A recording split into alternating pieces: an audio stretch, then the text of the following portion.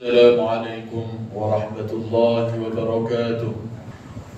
الحمد لله القائل: والذين يؤذون المؤمنين والمؤمنات بغير ما اكتسبوا فقد احتملوا بهتانا وإثما مبينا. أشهد أن لا إله إلا الله وحده لا شريك له، وأشهد أن محمدًا عبده ورسوله. اللهم صل وسلم على سيدنا محمد وعلى آله وصحبه أجمعين. أما بعد، فيا أيها المسلمون اتقوا الله، أوصيكم وإياي بتقوى الله، فقد فاز المتقون. قال الله تعالى: يا أيها الذين آمنوا اتقوا الله حق تقاته ولا تموتن إلا وأنتم مسلمون. Muslimin yang dirahmati Allah Subhanahu wa taala sekalian, saya menyeru agar kita bersama-sama meningkatkan ketakwaan kita kepada Allah Subhanahu wa taala dengan melaksanakan segala perintah dan meninggalkan segala perkara yang dilarangnya. Semoga kita semua diberikan kebahagiaan dan kejayaan di dunia dan akhirat. Para jemaah diingatkan supaya jangan bermain dengan telefon bimbit ketika khutbah disampaikan. Pada hari yang mulia ini, mimbar akan membicarakan khutbah bertajuk menangani jenayah buli dalam masyarakat. Hadirin jemaah yang dirahmati Allah Subhanahu wa taala, buli dalam bahasa Arab disebut sebagai al-tanammur, al-ittihad, al-idha, yang bermaksud makna perlakuan agresif, penindasan atau tindakan menyakiti secara fizikal, emosi atau mental. Dalam konteks semasa, istilah al-tanammur lebih kerap digunakan bagi menggambarkan perlakuan buli dalam pelbagai situasi. Ia bukan sekadar perbuatan menyakiti, tetapi satu bentuk kezaliman yang boleh menjejaskan maruah dan kesejahteraan individu yang dibuli. Rasulullah SAW dengan tegas melarang umat Islam daripada menyakiti sesama manusia, baik dengan kata-kata maupun perbuatan. Dalam sebuah hadis yang diriwayatkan daripada Abdullah bin Amr radhiyallahu anhuma, bahawa Rasulullah SAW bersabda: "Al-muslimu man salima al-muslimuna min lisanihi wa yadihi." Orang Islam yang sempurna keislamannya adalah apabila orang-orang Islam lain terselamat dari gangguan lidah dan tangannya. Riwayat Al-Bukhari. Pada zaman jahiliyah, konsep buli tidak seperti yang kita fahami hari ini, tetapi ia tetap wujud dalam bentuk penindasan terhadap golongan lemah.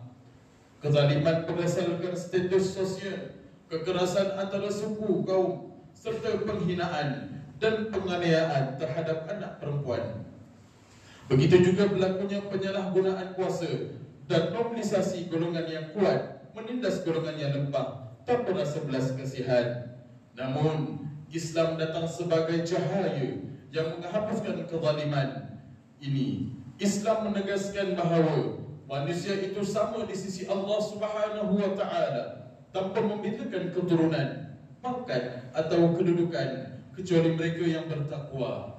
Allah Subhanahu wa taala firman dalam surah Al-Hujurat ayat 13 yang bermaksud, sesungguhnya yang paling mulia antara kamu di sisi Allah ialah orang yang paling bertakwa, bukannya lebih keturunan atau bangsanya. Sesungguhnya Islam adalah agama yang membawa keadilan, mengangkat martabat mereka yang tertindas, melindungi wanita, kanak-kanak, hamba dan fakir miskin, sebagaimana hadis yang diriwayatkan daripada Anas radhiyallahu anhu bahawa Rasulullah SAW bersabda yang bermaksud, tolonglah saudaramu sama ada dia seorang yang menzalimi atau dizalimi. Lalu seorang lelaki berkata, wahai Rasulullah, aku akan menolongnya jika dia dizalimi, tetapi bagaimana jika dia yang menzalimi? Bagaimana aku menolongnya? Baginda menjawab, kamu menahannya atau menghalangnya daripada melakukan kezaliman, maka itu adalah bentuk pertolongan kepadanya. Riwayat Al-Bukhari. Hadirin Jumaat yang dikasihi Allah Subhanahu wa taala, buli berpotensi untuk berlaku di mana-mana tempat atau suasana yang pelbagai, sama ada di tempat kerja, sekolah atau institusi pengajian tinggi, jalan raya, kawasan kejiranan maupun di dunia maya. Ia dilakukan secara sengaja dan sedar oleh individu atau kumpulan dalam bentuk gangguan emosi, tekanan atau penghinaan, sama ada secara fizikal maupun dalam talian, disebabkan oleh pengaruh fitnah, perasaan dengki dan dendam, serta gagal mengawal emosi dan kemarahan. Dalam konteks di sekolah pula, buli merupakan salah satu isu disiplin yang paling serius. Menurut setengah laporan, perbuatan buli secara fizikal adalah yang paling kerap berlaku dalam kalangan pelajar sekolah menengah dan rendah di beberapa buah negeri di Malaysia. Selain itu, terdapat juga kajian yang menunjukkan bahawa pelajar lelaki lebih cenderung terlibat dalam tingkah laku buli berbanding pelajar perempuan. Hakikatnya, buli bukan sekadar perbuatan menindas atau menyakiti, tetapi dalam kes yang lebih tragis, ia boleh merenggut nyawa. Kematian akibat buli adalah bukti yang nyata betapa dahsyatnya kesan perbuatan ini. Sebagai contoh, kes buli pernah direkodkan pada Mei 2017 melibatkan pelajar-pelajar di sebuah universiti awam Malaysia yang membuli rakannya sehingga menyebabkan kematian hanya kerana dituduh mencuri komputer riba. Malangnya, insiden seperti ini sering berlaku kerana mangsa tidak dapat bantuan pada waktu yang sepatutnya dan tiada siapa yang berani bertindak menghentikan sebelum terlambat.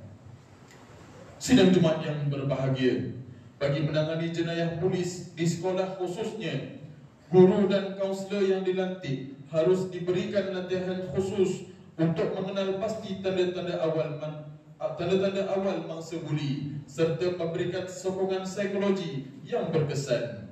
Ibu bapa juga perlu dilibatkan secara aktif dalam perbincangan dan penyelesaian kes buli agar tindakan dapat diambil lebih awal sebelum ia menjadi lebih serius.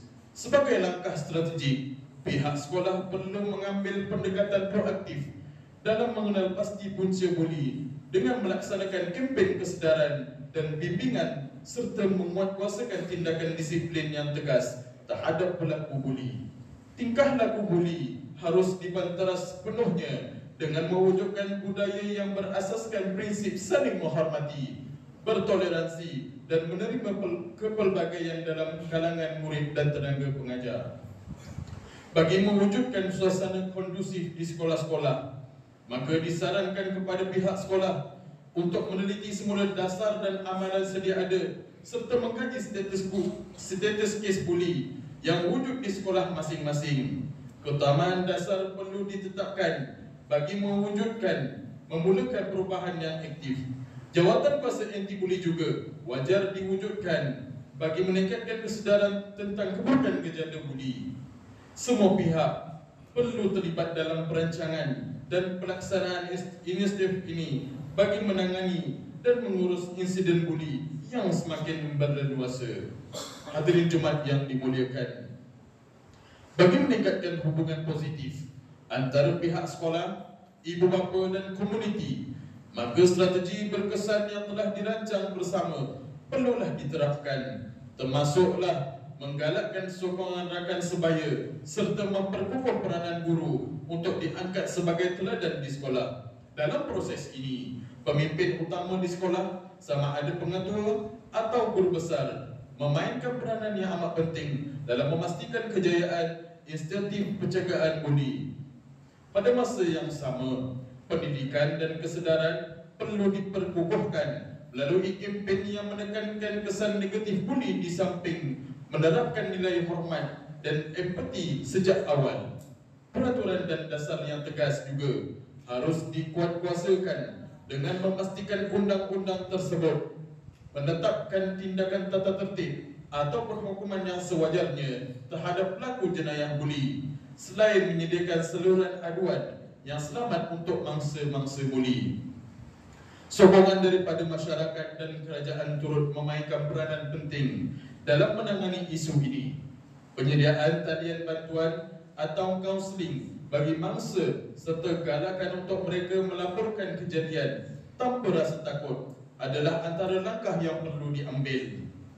Dalam semua aspek ini, penglibatan pemimpin amat diperlukan untuk memainkan peranan aktif dalam mencegah dan menangani jenayah buli. Masalah buli dalam sebuah komuniti bukan tanggungjawab individu semata-mata, tetapi memerlukan usaha secara bersama daripada semua pihak. Dengan sokongan yang kukuh dan tahap kesedaran yang tinggi, insya-Allah jenayah buli dapat dikurangkan sehingga akhirnya dapat menjadikan masyarakat kita hidup lebih aman dan selamat serta harmoni. Hadirin jemaat yang dikasihi Allah Subhanahu wa taala sekalian, mengakhiri khutbah pada hari ini, marilah kita mengambil beberapa pengajaran untuk dijadikan panduan dalam kehidupan seharian. Yang pertama, umat Islam hendaklah menyedari bahawa Islam melarang keras sebarang bentuk penindasan, penghinaan atau perbuatan yang menyakiti orang lain, sama ada secara fizikal, lisan maupun emosi. Yang kedua, umat Islam hendaklah sentiasa ingat bahawa perbuatan menzalimi orang lain bukan sahaja membawa keburukan di dunia, tetapi juga akan dipertanggungjawabkan di akhirat. Ketiga, umat Islam hendaklah prihatin terhadap keadaan saudara sekelilingnya kerana berdiam diri terhadap kezaliman atau membiarkannya berterusan bererti bersubhat dalam dosa. A'udzu billahi minasy syaithanir rajim.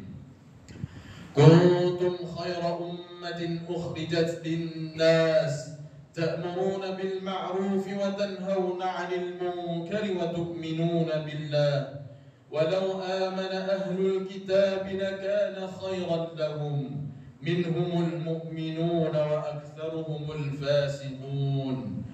Kamu, yakni wahai umat Muhammad, adalah sebaik-baik umat yang dilahirkan bagi umat manusia. Kamu menyuruh berbuat segala perkara yang baik dan melarang daripada segala perkara yang salah, yakni buruk dan keji. Serta kamu pula beriman kepada Allah dengan sebenar-benar iman. Dan kalaulah ahli kitab, yakni Yahudi dan Nasrani itu beriman sebagaimana yang semestinya, tentulah iman itu menjadi baik bagi mereka. Tetapi di antara mereka yang ada yang beriman dan kebanyakan mereka orang-orang yang fasik. Surah Ali Imran ayat 110.